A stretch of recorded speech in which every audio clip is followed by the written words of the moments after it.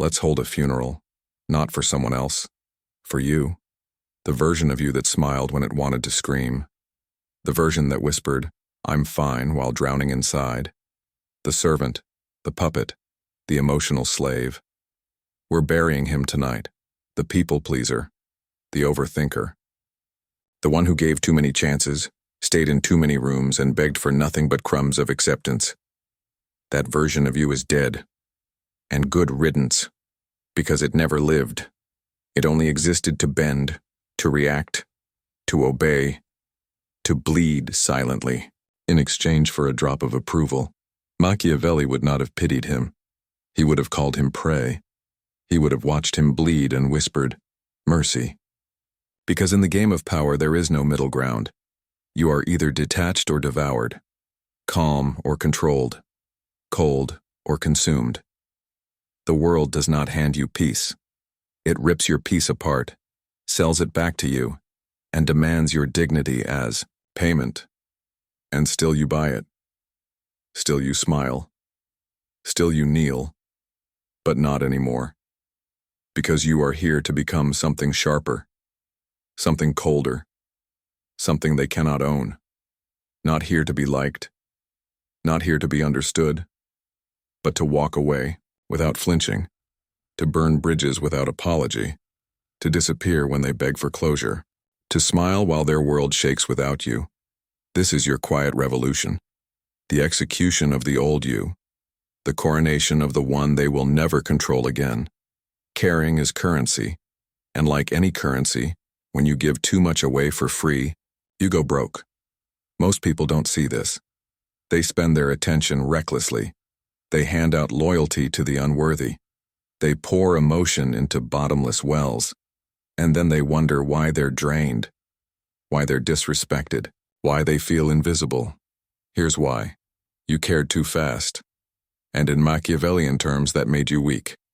Because the moment you invest in someone emotionally, you surrender leverage. They own a piece of your power. Think about it. We protect what we invest in, even if it poisons us. That's why people defend manipulators. That's why they cling to toxic love. That's why they can't walk away. Because they've already poured too much into the grave. Once you care too soon, you stop seeing clearly. You excuse betrayal. You justify disrespect. You rationalize failure. You become emotionally blind. Machiavelli warned, men are driven by gain and fear. But once they know you're emotionally invested, they fear nothing. They don't fear losing you. You've already given yourself. You've made yourself cheap. This is how the strong are used by the weak, how the intelligent are trapped by the fragile, because you cared before you calculated. The Machiavellian mind never gives value before measuring cost. It doesn't invest because of feelings. It invests because of movement. It observes, it waits, it tests. It doesn't ask, how do they make me feel? It asks, what do they prove by action? If you want to be powerful, stop letting emotion sign contracts your logic hasn't read. Detach before you invest. Wait before you feel. Measure before you give. Because every time you care too early, you surrender leverage. The moment they know you care, they stop fearing your absence. And when they stop fearing your absence, they own you. Ask yourself right now, who are you loyal to that wouldn't notice your silence?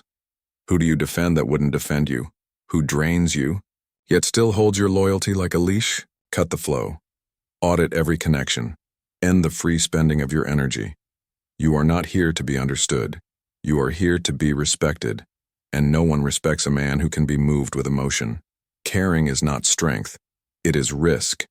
And words are worse. Powerful people don't fight with noise. They fight with silence. You think you need to respond. You think the right words will fix it. But words expose you. Once someone knows they can provoke you, they control you. Every reaction is proof that you care. Every explanation is an X-ray of your mind. Machiavelli understood.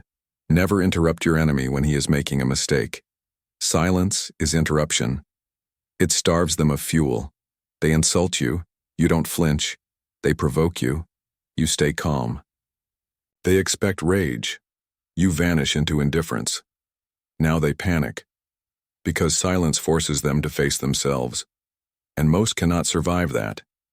You don't win by arguing, you win by removing the reward, and the reward is always your attention. Take it away, and they starve. When someone disrespects you, don't argue, don't explain, don't retaliate. Withdraw completely. Words are unstable. They can be twisted, replayed, mocked. But silence is permanent. Silence makes them paranoid. They wonder if you're planning something, if you've replaced them, if you've forgotten them. They haunt themselves with questions, because you've become a ghost, a myth. And myths are far more dangerous than men. Remember this: silence is not absence, it's leverage, especially after betrayal, especially after disrespect. Because when you disappear without warning, it signals power. It says, I don't need you. I don't even need to explain. And that is what terrifies them. Not your words, your indifference. Words can be debated. Silence cannot. Words beg for closure. Silence declares war. Every time you explain yourself, you hand them your blueprint, your logic, your wiring, your fears. And once they know that, control is theirs. Explanations feel safe. They feel reasonable. But to a predator, they are confession. Machiavelli never spoke to be understood. He spoke only when words created advantage. Otherwise, he stayed unreadable. Mystery is leverage. Opacity is power. The more they know, the easier you are to predict. The less they know, the harder you are to control. Unreadable men terrify the world, because you can't attack what you can't see. Closure is a fairy tale, a bedtime story for the weak. You crave it because you want endings to be neat. But power is never neat. When you seek closure, you keep the door open. You beg for answers that will never satisfy you. You linger in a room already filled with ghosts. Every explanation you demand costs you. Every return for one last talk drains you. Every hope for a reason weakens you. The powerful don't beg for resolution. They create it. And resolution is this: burn the bridge, cut the tie, walk away without a word.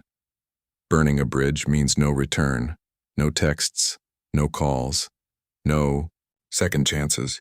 You become an absence they cannot reach, cannot bargain with, cannot exploit. Because the moment you leave a door open, they can bait you back, with guilt, with hope, with fairness. And the moment you step back into that room, you lose.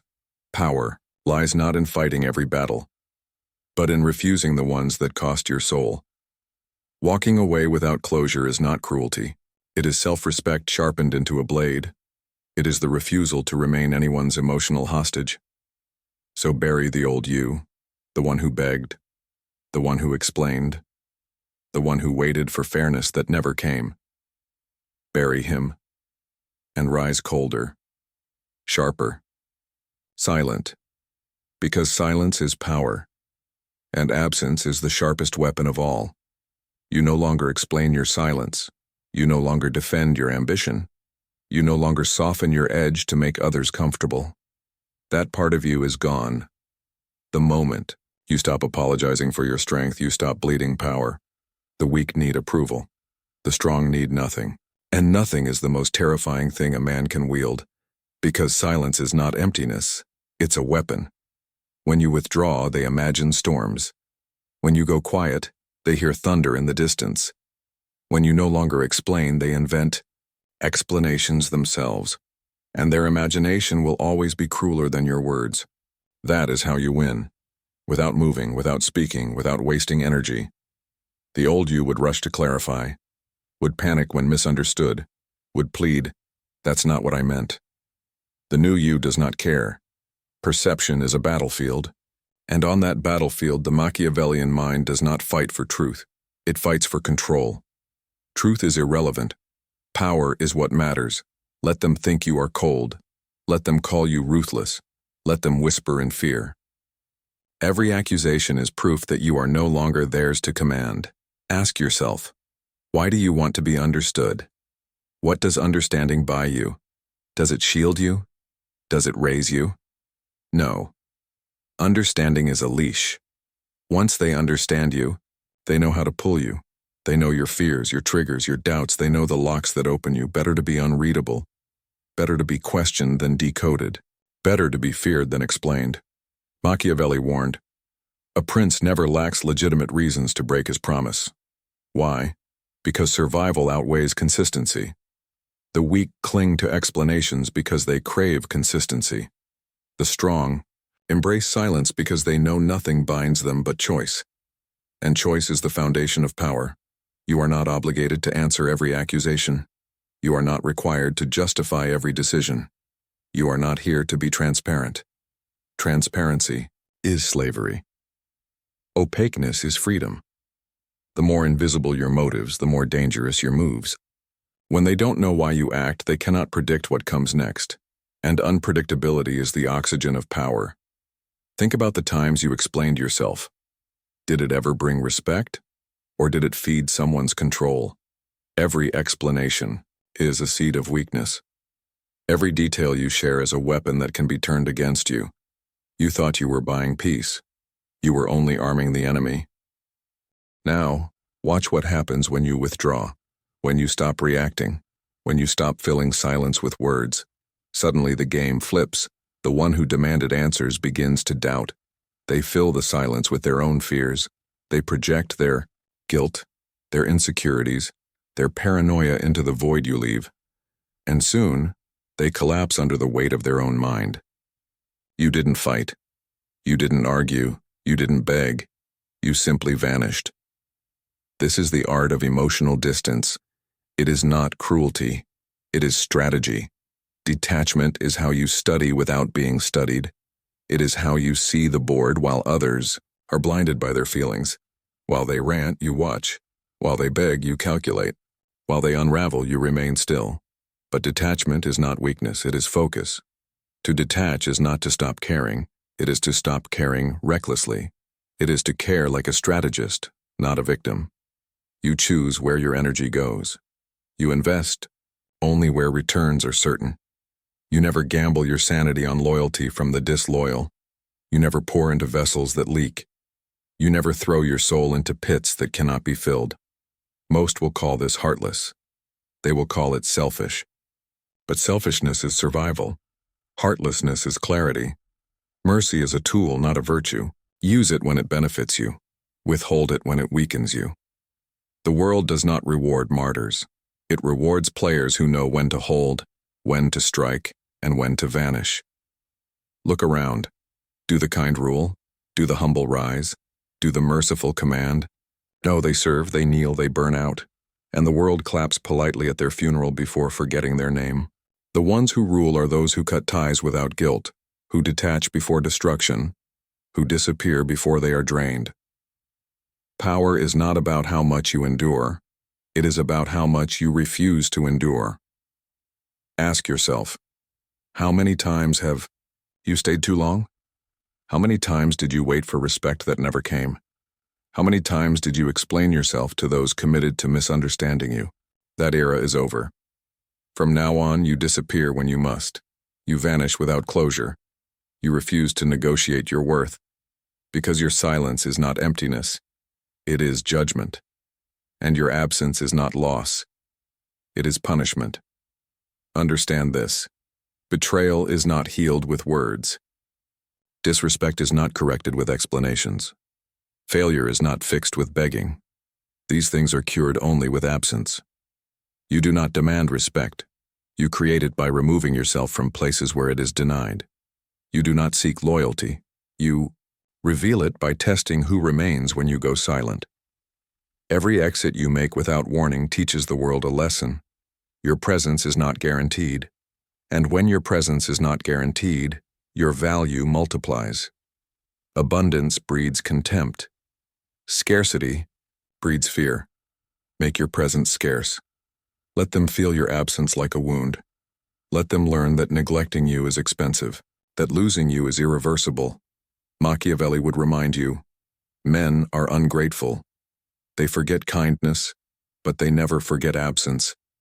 They may ignore your words, but they never forget silence. They may dismiss your loyalty, but they never forgive your withdrawal. To withdraw is to scar, and scars last forever. So train yourself. Train yourself to walk away without looking back. Train yourself to detach without warning. Train yourself to love without chains, to give without losing yourself, to move without explaining your steps. Train yourself to become untouchable, not because you feel nothing, but because you control everything. Coldness is not the absence of emotion. It is the mastery of it.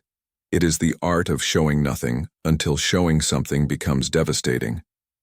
It is the ability to turn affection into strategy, love into leverage, silence into thunder. The cold man is not heartless, he is dangerous. Because no one knows what lives inside him. They want you predictable. They want your reactions on display. They want your feelings as open maps to exploit.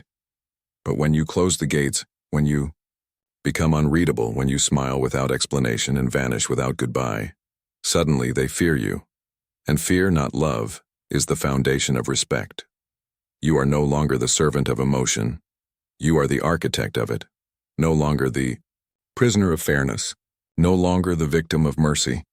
Because fairness is a leash. Mercy is a trap. Hesitation is suicide. You are not here to play by rules written for your destruction. You are here to write your own, to walk your own path, to strike when it serves you and vanish when it saves you. The old you is dead. The apologizer, the explainer, the pleaser, the one who thought words would fix what only distance can fix. That corpse is buried. In its place stands something colder, something sharper, something no one can beg into submission. And from this point forward, you live by one law. Never give more than they earn. Never reveal more than they deserve. Never stay where your silence is not respected. You will not argue. You will not explain. You will not beg. You will disappear. And they will learn to fear your absence more than they ever valued your presence. Stay, because the next lesson will cut deeper than this one.